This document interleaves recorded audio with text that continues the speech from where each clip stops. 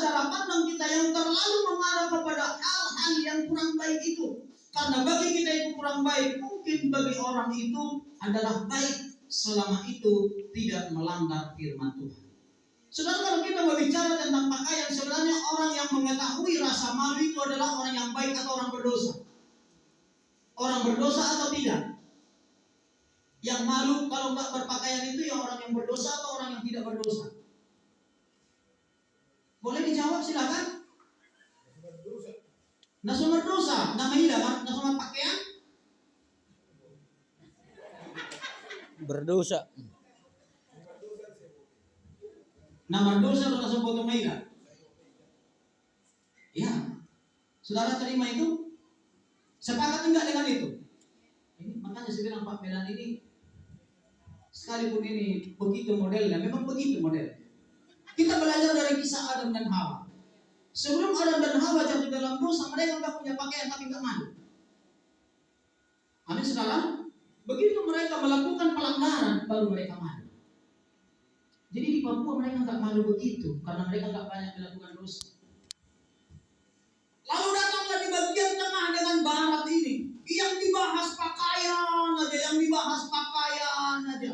Sampai-sampai di daerah Indonesia bagian barat ke daerah Sumatera ini, kalau tidak pakai kebaya seperti yang nggak seorang ibu namanya nggak sah ke pesta kalau tidak pakai kebaya. Ibu gembala kita paling nggak suka itu pakai kebaya, karena kebaya itu transparan, betul? Hanya beberapa bagian yang ditutup, terlalu banyak yang transparan. Dia orangnya orang yang sangat sopan, harga dirinya sangat tinggi. Dia nggak suka itu. Lalu kalau udah ketemu yang namanya famili mau ke pesta keluarga, sudah disediakan. Nah, ada kebaya. Ibu-ibu kira-kira kebaya itu udah berapa puluh tahun ini itu musim. Kan belum lama juga kan. Jadi sebenarnya itu juga saudara enggak, jangan dipermasalahkan. Kalau ada familimu pas engkau berpesta ada dia tidak bisa pakai kebaya mungkin karena nggak ada uang, jangan marahilah. Semalam pariwan saya cerita dengan aku, inilah udah mereka nggak mau panggil saya adik, selalu panggil Buddha. Ini bakal kebaya dikasih kakak dengan saya. Si Hot mau menguli anak abang hahadulinya. Padahal uang jahit yang lebih besar daripada bakal, tapi bakal yang dikasih uang jahit tidak dikasih. Kayak mana lebih udah kan? Jangan pakai kebaya kalau nggak ada uang itu dia. Jangan paksa. Jangan sampai minjam ke CU atau ke rentenir hanya untuk menjahitkan kebaya.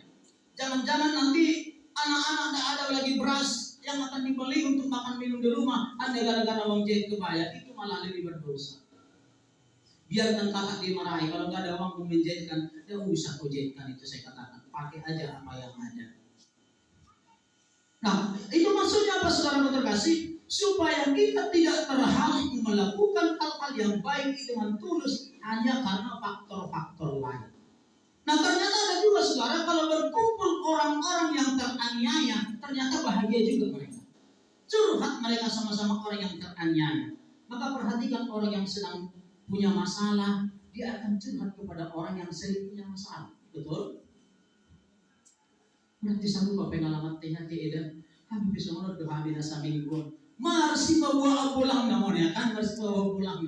Lalu orang yang sedang bersuka cita pasti mencari orang yang sedang bersuka cita. Kalau orang yang bersuka cita mendatangi orang yang berduka cita, nggak ketemu rumusnya. Kamusnya juga nggak ketemu.